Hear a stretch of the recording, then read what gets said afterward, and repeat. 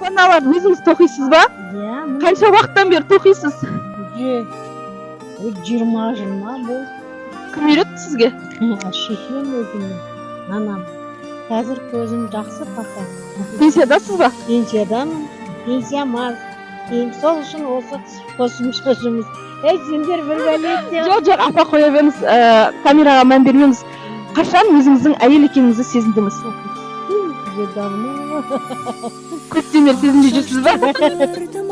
Жоқ, бұрыннан білемін. Әйел туғалы енді қыз бала.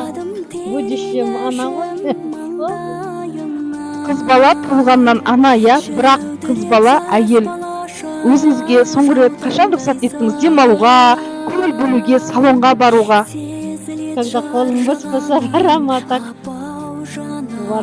бармаймын. Қолым бос уақытта ғана барам.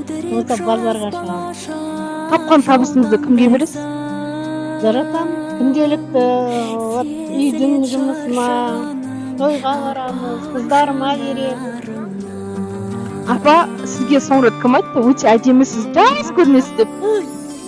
Клиенттер айтты. Клиенттер ғана айтты ма? Білесіз ба өзіңіздің сондай сүйкімді, шырайлы екеніңізді? Білемін.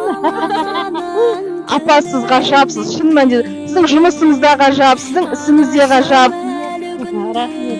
Әдемісіз, менің сізге кішкентай ғана сыйлығым бар. Сіздің көңіліңізді көтеру үшін.